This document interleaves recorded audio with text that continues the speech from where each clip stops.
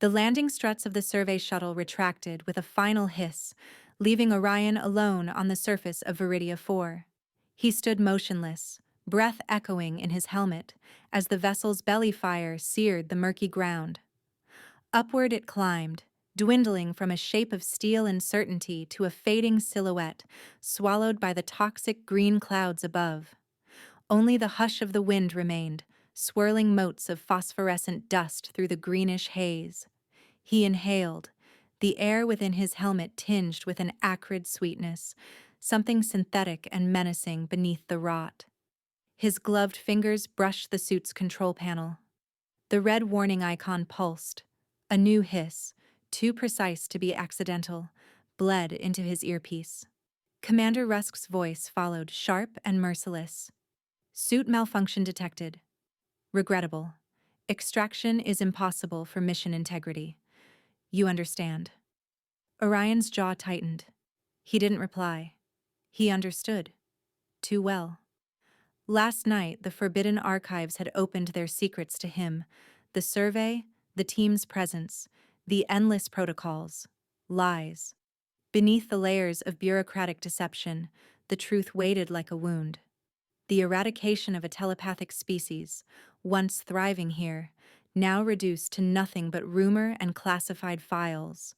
Viridia 4 wasn't just abandoned, it was quarantined, scrubbed from every map by poison and policy.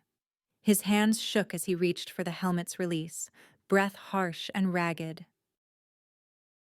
"You're leaving me here," he murmured, though only the empty air answered. The seal broke with a soft pop.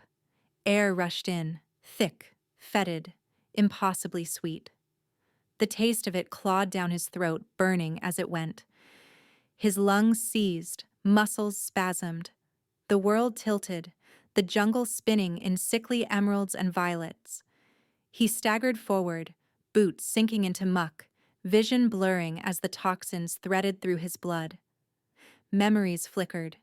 His mother's laughter, a sunlit field, the scent of rain. He clung to these fragments, fingers digging into moss and root as he dragged himself deeper into the jungle. The planet pulsed beneath him, alive in some awful way, whispering fragments of thought that were not his own.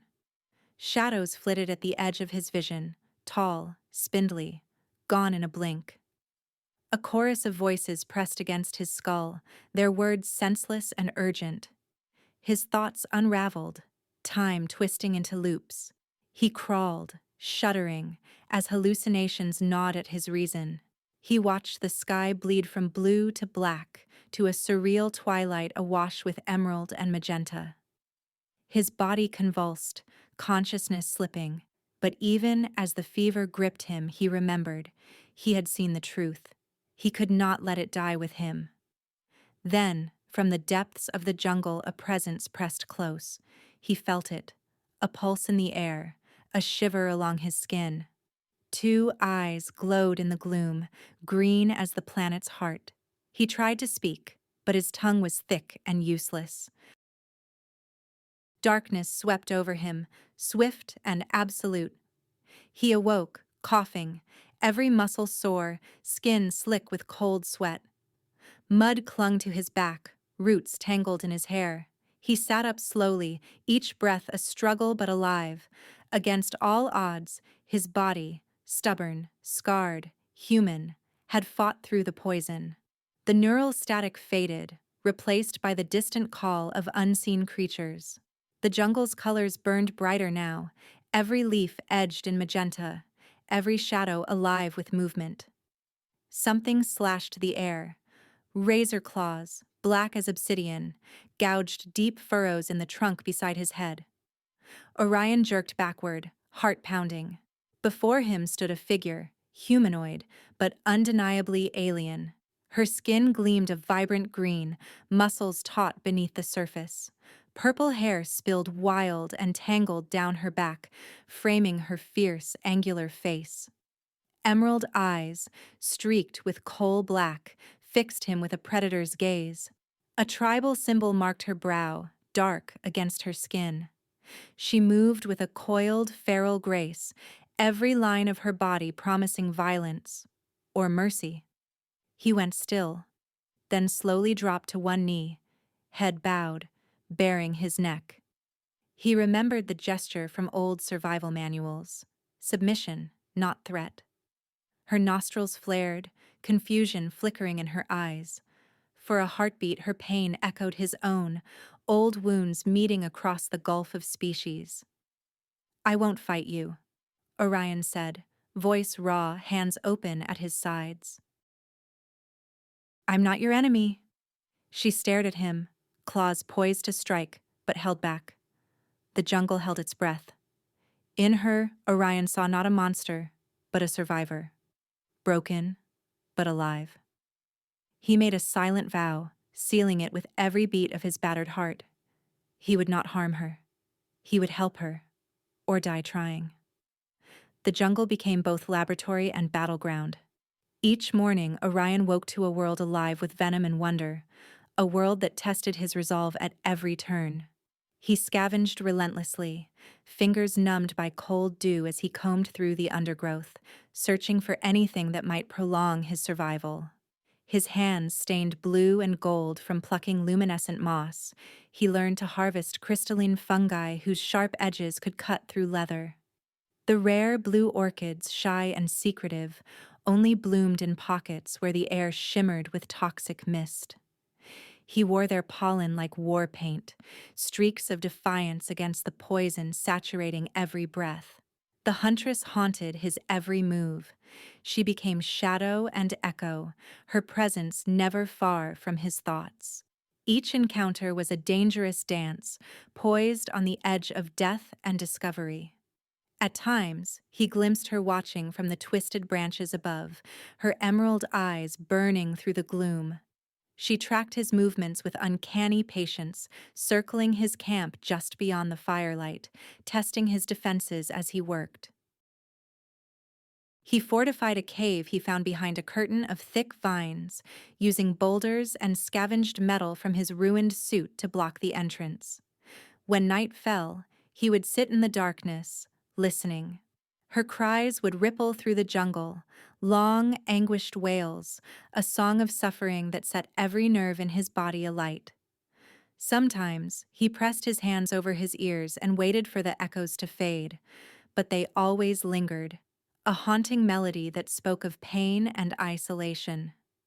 Still, he watched her as best he could, always careful to keep a safe distance. He took notes in a battered datapad, recording every detail. At dawn, he saw her flinch at the shrill calls of the jungle's birds. She recoiled from glowing fungi as if it burned her, tearing at it with desperate claws. At dusk, when pollen-heavy blooms opened, she became wild and frenzied, lashing out at anything that moved. Her intelligence shone through her delirium. She learned quickly, adapting to his tactics, undoing his traps with uncanny insight, outmaneuvering him at every turn. Yet in rare moments of calm, when the fever receded and her gaze met his, Orion saw something else. A loneliness so profound it cut deeper than any poison. She would crouch atop a branch, head bowed, the weight of memories clouding her eyes. One night, he whispered into the darkness, "You're not alone. I'm still here." The jungle answered only with silence. His purpose began to shift. Survival was no longer enough. He found himself driven by a need to reach her, to heal the wound left by his people's violence. "I have to help her," he told himself, the words heavy with promise, no matter what it costs.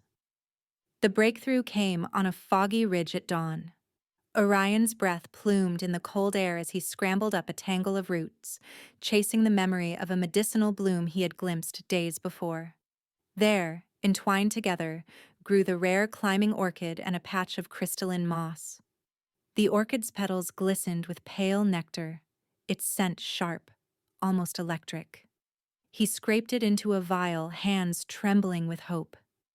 He set up a crude lab at the cave's mouth, improvising with scavenged tubing and a broken thermal coil. Using a length of vine and a hollow bone, he built a press, crushing the orchid's nectar until it dripped, glistening, into a cup lined with moss. The chemical reaction was immediate. The moss fizzed, changing color from blue to a clear, luminous green. He dipped a finger in, let the antidote touch his tongue, and waited. No pain, only a cooling numbness that chased the poison's burn away. He worked through the night, distilling the antidote, reducing it to a single precious dose. He loaded it into his injector, the one piece of medical tech that had survived the landing, and stared at it. "This is it," he whispered. "No second chances." To administer the cure, he devised a gentle snare. He braided vines and strung them between two saplings near the clearing where he'd seen her last. He baited the trap with a cluster of glowing moss, hoping its scent would draw her in.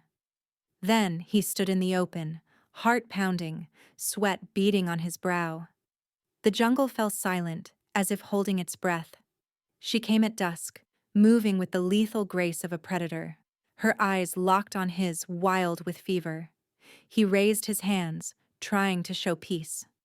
"I can help you," he called softly, voice trembling. "Please, let me help." She bared her teeth, claws flashing. In a heartbeat she lunged. The snare snapped, vines wrapping around her ankle. She twisted, slashing at the restraints.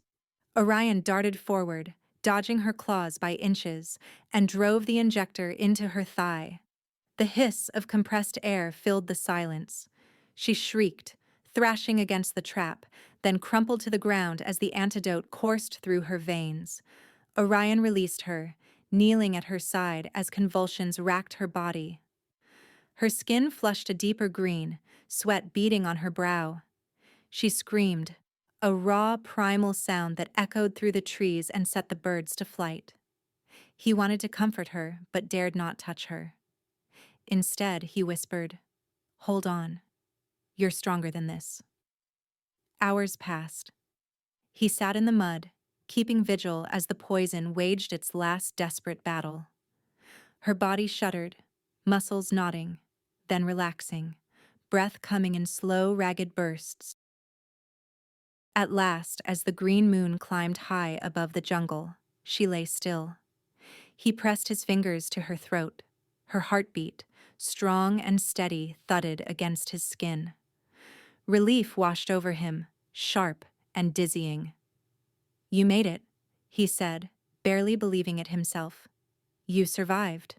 He waited through the night, watching over her, fending off curious insects and the shadowy shapes that prowled the undergrowth.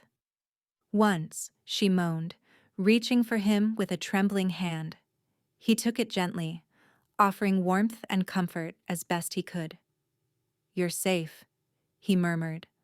"I promise."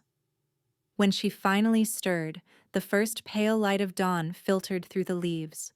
Her eyes, once clouded and feral, now shone clear and bright, the emerald depths flecked with gold.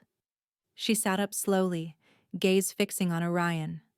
For a moment, neither spoke. Then, in the hush, her mind brushed his, a sensation like cool water across sunburned skin. A single word formed, not spoken but felt. "Why?" It was more than a question. It was a plea, a raw wound laid bare, a longing for meaning, for understanding, for connection in a world that had taken everything from her. Orion's breath caught.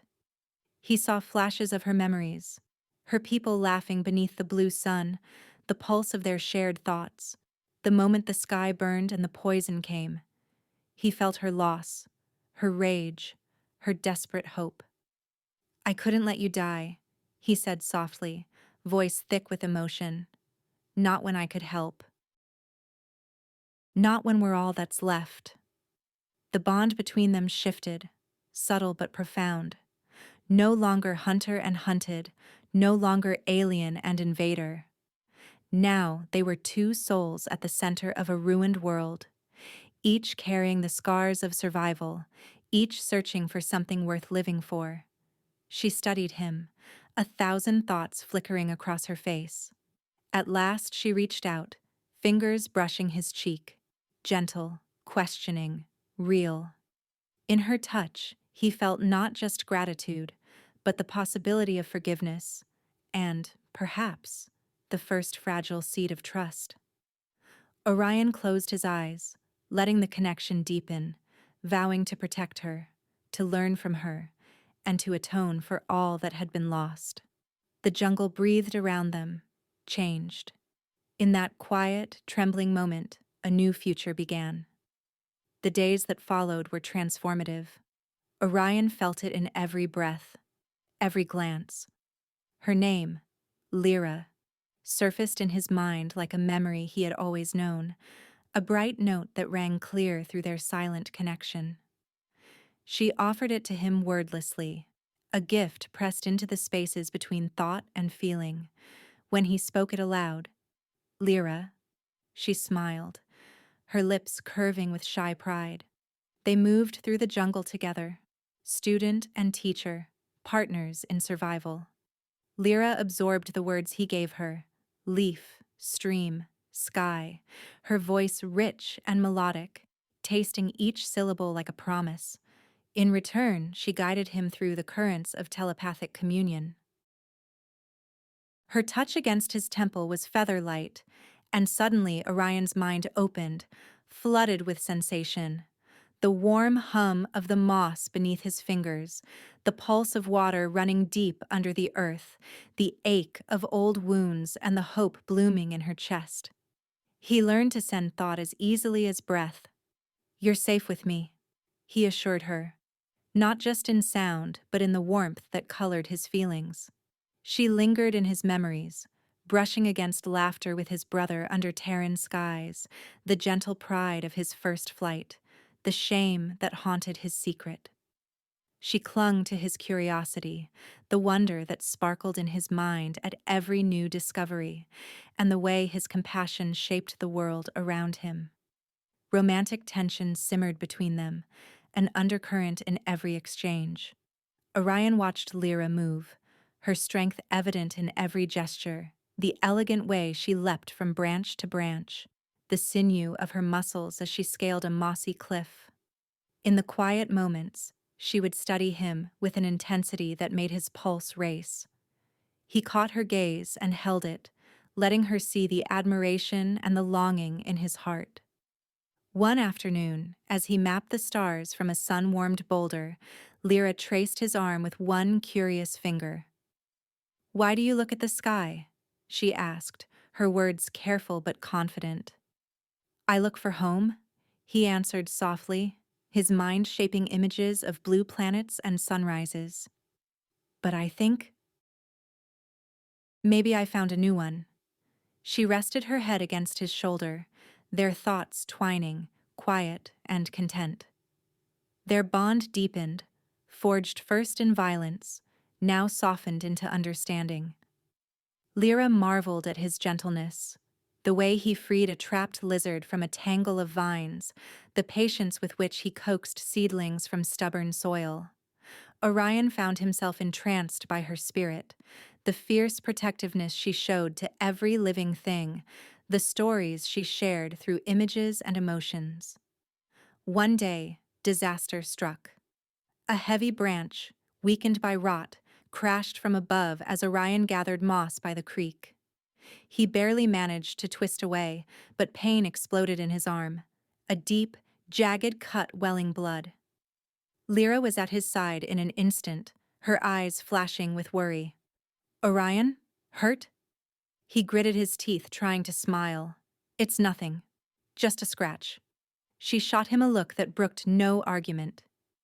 Gently, she cleaned the wound, using water from the stream and the cool touch of her palm. She crushed moss between her fingers, making a thick green paste, and pressed it to his skin. Her hand lingered, tracing the lines of his palm, her thoughts a soothing balm.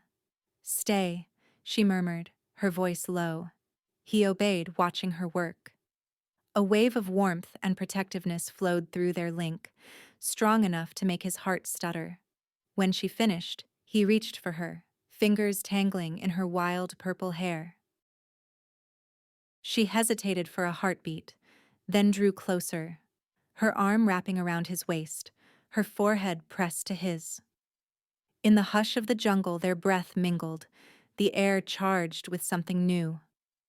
"Thank you," he whispered, brushing her cheek with his thumb. She replied, not in words, but in the quiet strength of her embrace. A silent claim, fierce and gentle. They were no longer just survivors. They had become partners, two lives woven together by trust and necessity, now strengthened by something deeper. As the weeks passed, they became stewards of the wounded world. Orion cultivated more antidote orchids, tending them with careful hands, teaching Lyra about cross-pollination and the patience of nurturing new life. She watched, curious, then joined him, her fingers deft and quick. Through their bond, he showed her how each seed held the possibility of renewal. Lyra, in turn, guided the dispersal of seeds through the jungle's animals, calling birds with a thought, encouraging small mammals to carry the precious pollen. She became a living bridge between Orion's science and the land's ancient memory. Life surged back. The jungle brightened, the air sweetened, and the ever-present madness faded, replaced by hope. Their partnership was complete. They built a home among the trees, blending her ancestral knowledge with his engineering. Orion lashed sturdy branches together, constructing a platform high above the ground, while Lyra wove living vines into walls that breathed and shifted with the wind. Together they crafted nets for hunting, traps for collecting rainwater, and hammocks where they lay side by side under a ceiling of stars. They hunted together, their movements in perfect synchrony. Sometimes play erupted. Chases through the undergrowth, laughter echoing as they leapt over fallen logs or wrestled in piles of fragrant leaves. Lyra would flash him a mischievous grin, dart away, and Orion would give chase, delighting in her speed and the joy that colored her mind. One afternoon, a sudden rainstorm swept through the canopy, drenching the world in silver. Orion whooped, dancing in the downpour. Lyra joined him, her hair streaming water, her laughter wild. They wrestled in the mud, slipping and sliding, the tension that had simmered for so long rising to the surface. He caught her around the waist, pulling her close. "Lyra," he began, but she pressed a finger to his lips, eyes shining with challenge. She whispered into his mind, her thoughts bold and bright. "Show me." He answered with action, his mouth finding hers, fierce and unrestrained. The world narrowed to the heat of their bodies, the press of lips, the wild joy that surged through their link.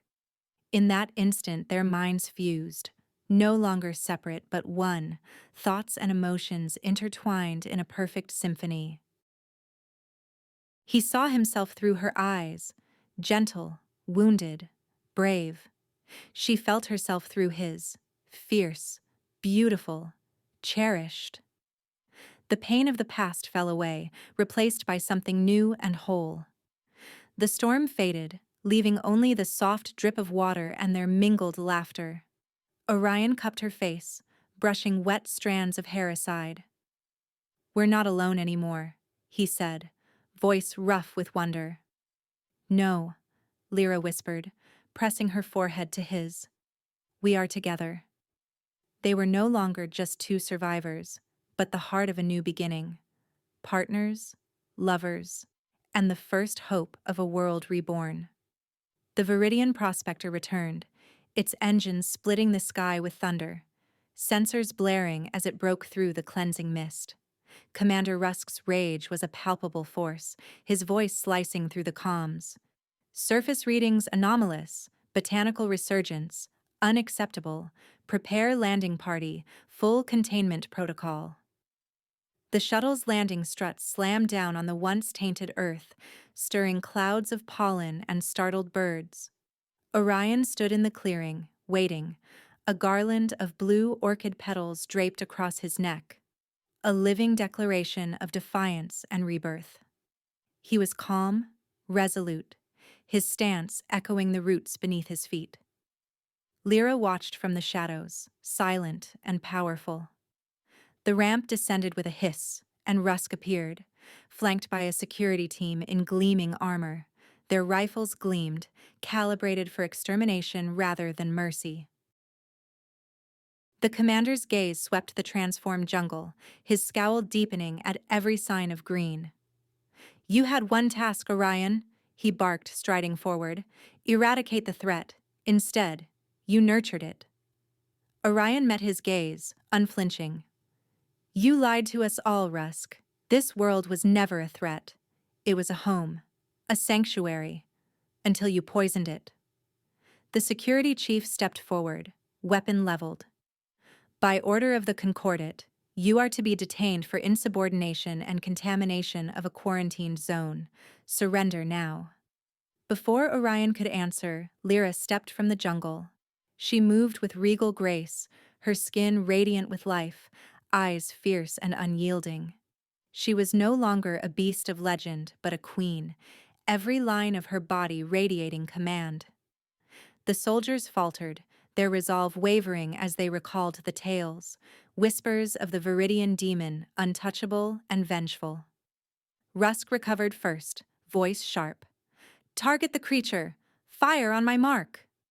But the team hesitated, glancing at one another, uncertainty flickering in their eyes. Lyra strode between Orion and the soldiers, her presence a living shield. She lifted her chin, lips curling in a challenge. Orion reached out through their bond, steadying her. "Wait," he murmured, voice low. "Let them see." He turned to the security chief. "You see her as a monster, but look at her. She is the last of her kind, a queen defending her world. If you choose violence, this planet will fight you." Rusk sneered. "Empty threats, Orion. Stand aside." With a glance from Orion, Lyra unleashed a roar, a sound that split the air and shook the ground. It was more than a challenge. It was a summons. The jungle answered. Vines writhed from the soil, curling around boots and ankles. Predators melted from the trees, silent, watchful, their eyes reflecting emerald fire. Birds swooped overhead in a riot of color and sound. Flowers erupted, releasing clouds of pollen that stung eyes and throats. The soldiers panicked, firing blindly, but the jungle itself seemed to swallow their shots. "Fall back!" the security chief shouted, struggling against the tightening vines. Weapons clattered to the earth. A vine tore a rifle from trembling hands. The predators growled, circling, but held at Lyra's unspoken command. Panic overtook the invaders, discipline shattering as the wild reclaimed its own. Orion moved through the chaos, calm as a stone in the river's current. He activated his comm, linking to the prospector's broadcast array. With a flick of his wrist, hidden logs filled the air, holographic images of genocide, of concordat orders to erase the telepathic species, of Rusk's voice sanctioning extermination. The bridge crew above watched in horror, their silence heavy over the comms. Rusk saw his doom in the flicker of the transmission. He lunged at Orion, blade flashing silver in the filtered sun. "You traitor!" he spat, fury twisting his features, but Lyra was faster. She moved like lightning, intercepting Rusk mid-strike, her arm locking around his chest, pinning him to the ground.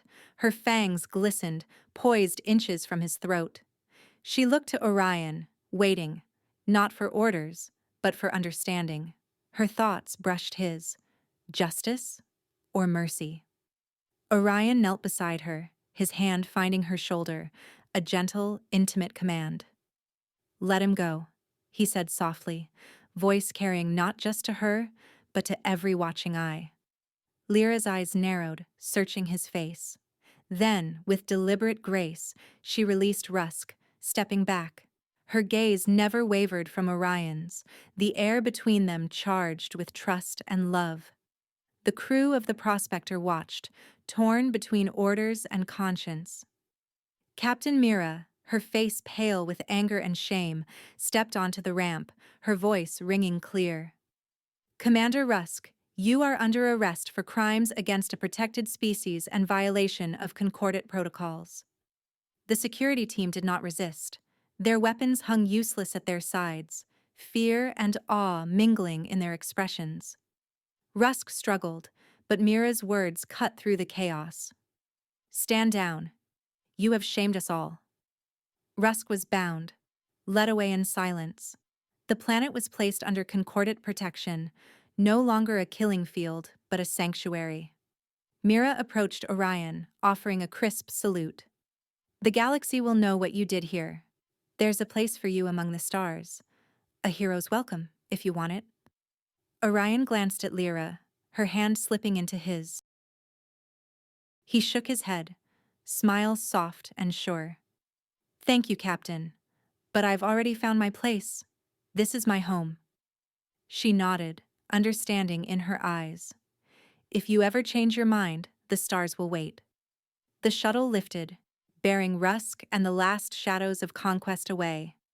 The prospector's engines dwindled, swallowed by the green and gold sky. The jungle breathed, alive and unbroken. Orion turned to Lyra, her arm slipping around his waist. He leaned into her warmth, feeling the steady thrum of her purr, a promise of a future shared. She rested her head on his shoulder, her presence anchoring him to this wild Eden they had reclaimed together. Together, he murmured, pressing a kiss to her brow. She purred in reply, her voice a song of hope and home, echoing through their hearts as paradise bloomed around them. 5 years passed. The world was reborn. Viridia's air crisp and sweet, forests thick with ancient trees and the soft green glow of new life. Orion and Lyra's arboreal home had become a living work of art, a palace sculpted by time, love, and patient hands. Vines spiraled up columns of interwoven wood. Orchids bloomed on their window ledges, and the canopy above shimmered with bioluminescent lantern flowers. The jungle sang with thriving creatures, its madness healed, its balance restored. Orion chronicled every step of the planet's revival. His workbench overflowed with battered datapads and meticulous sketches, migrations of glass-winged birds, the return of blue-furred grazers, the rebirth of ancient groves. He mapped the seasons of moss and rain, charted the symbiotic webs that now pulsed beneath the soil. Lyra guarded their territory, a quiet sentinel. Her presence kept poachers and predators at bay, but her true strength was gentler. She encouraged new growth, fostered trust with the wary animals, and watched over Orion as he built their future.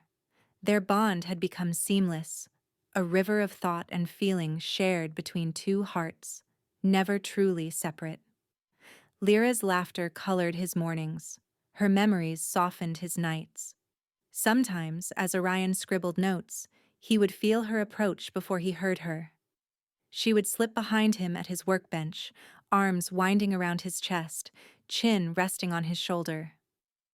"You're worrying about the river again," she teased, her thoughts brushing his mind like silk.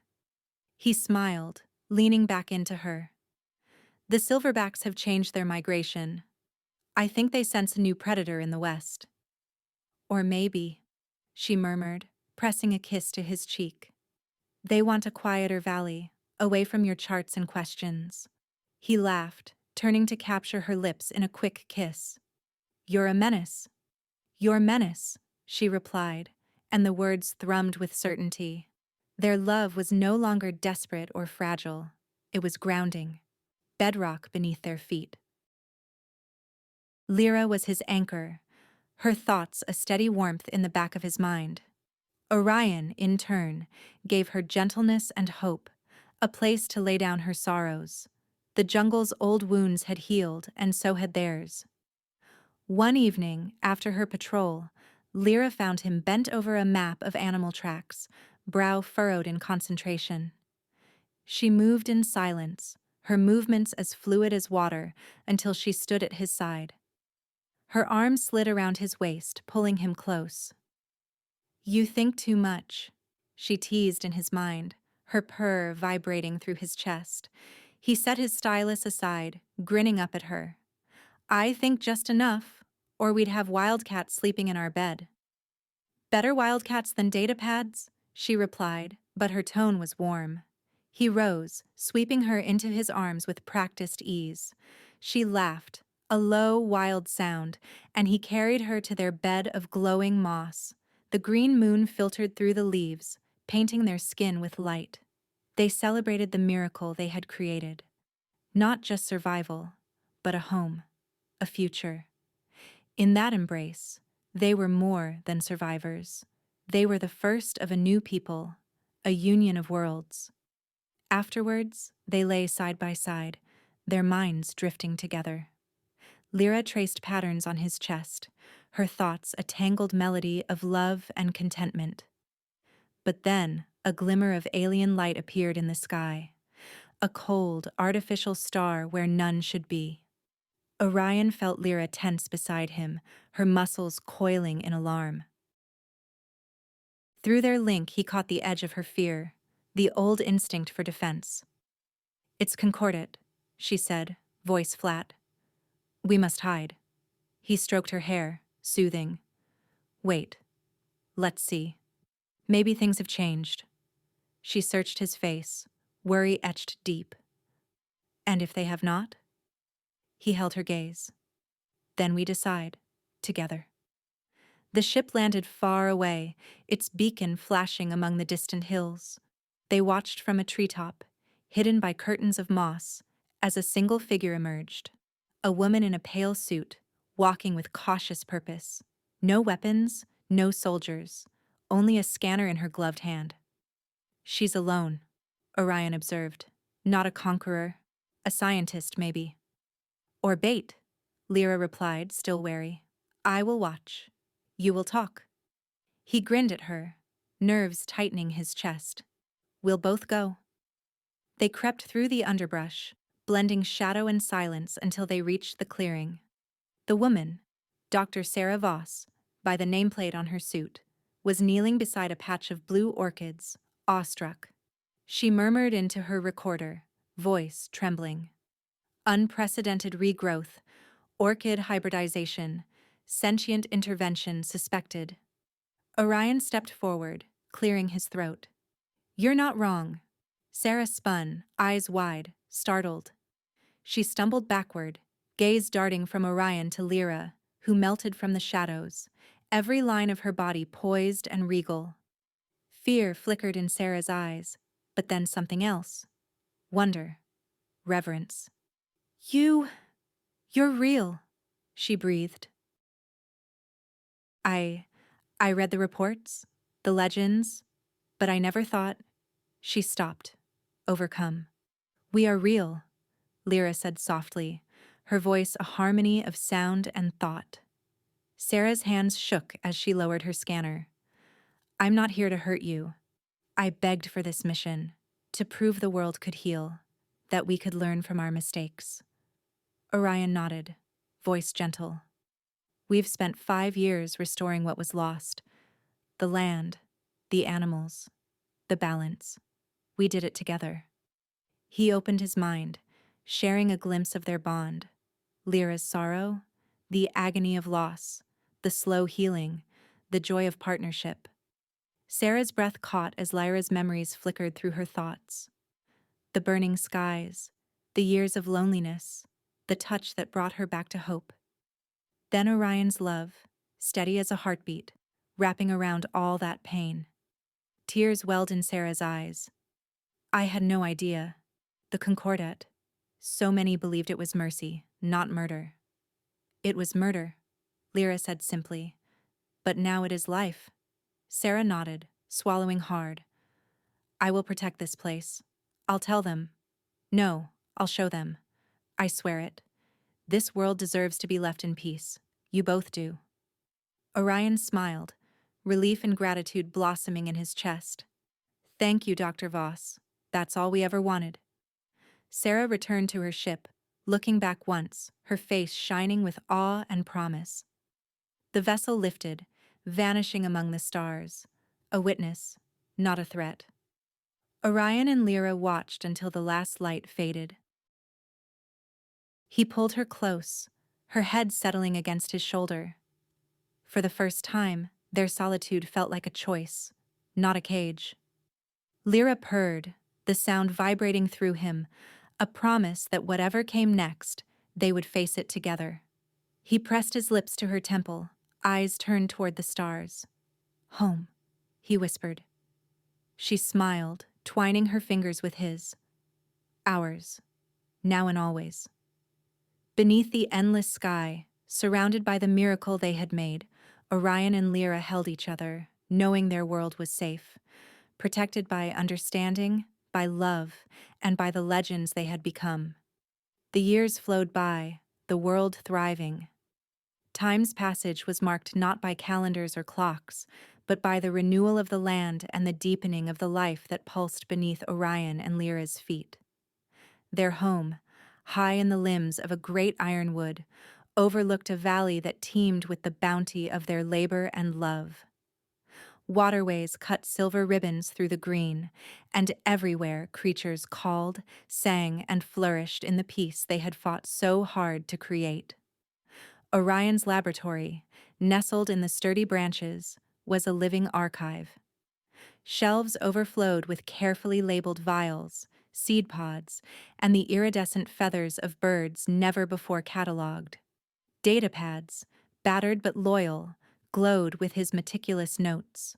Field sketches of spiral-horned antelopes, diagrams of symbiotic fungi, recordings of songs sung by flower bats at dusk. It was more than science. It was reverence, a celebration of survival, and the wild order he and Lyra had helped restore. Lyra's patrols were as much ritual as duty. At dawn, she slipped through the canopy, senses tuned to every sound and scent. She knew which birds had nested, which vines were ready to flower, which predators watched from the shadows. Her presence brought harmony, disputes among the animals quieted at her approach, and even the great silverbacks offered deference as she passed. She was a legend and a guardian, but also a partner, her mind always reaching for Orion's, a silent reassurance that all was well. Their telepathic link had become a constant hum, soft and unbroken. Sometimes it was just a whisper of affection, her voice in his thoughts. "Be careful near the lower ridge, the roots are slick," or his steady presence anchoring her during a sudden storm. Other times it was laughter shared over a foolish mistake, a half-finished thought that needed no words, or the simple comfort of knowing, always, that the other was near. Romance wove itself seamlessly into their daily life, no longer a feverish escape from pain, but a grounding certainty. Orion often worked late into the evening, bent over charts or lost in the luminous glow of a new fungus under his microscope. Lyra would appear behind him, arms slipping around his waist, chin resting on his shoulder. "You will wear grooves in the wood with all your pacing," she teased, her voice a velvet purr in his mind. He set his datapad aside, smiling as he leaned back into her. "Someone must keep track of your empire." "My empire." Her laughter was low and delighted. "You keep the records, Orion. I only walk the boundaries." He turned in her arms, pressing a kiss to her brow. "You're the heart of it all." She shrugged, but her eyes glowed with pride. "We are the heart," she corrected gently. "Evenings belong to them." After Lyra returned from the wild, Orion would find himself drawn away from his work by a thought shimmering with intent, a tug of playful desire, a silent challenge. Sometimes she simply called him with a single image in her mind, the two of them beneath the stars, warmth and laughter, the promise of shared peace. He never resisted for long.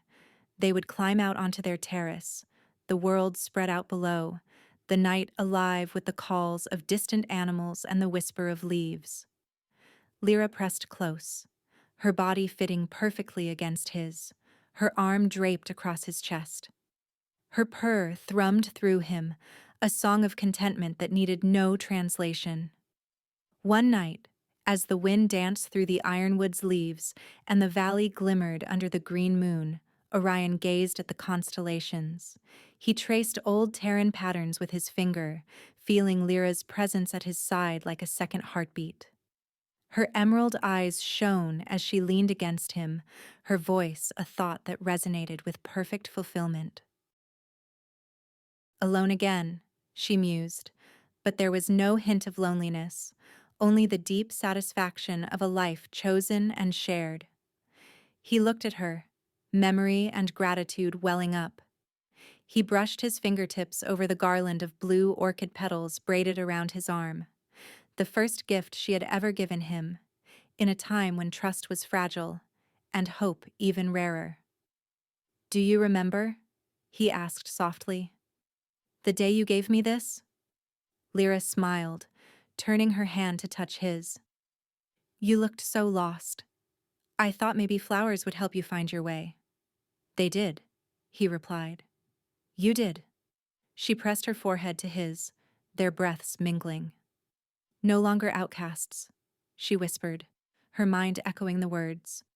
"No longer monsters." He nodded, emotion tightening his throat. "Just us." They stood together on the edge of their home, the guardians of a wild Eden, the bridge between worlds.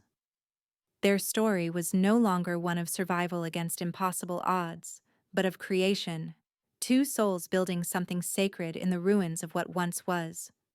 Orion drew her close, his arms circling her, and together they watched the night unfold. Fireflies spun golden patterns through the air. The distant waterfall murmured. Somewhere, a nightbird sang a song only they would ever understand. "Whatever comes," he said quietly, "we face it together."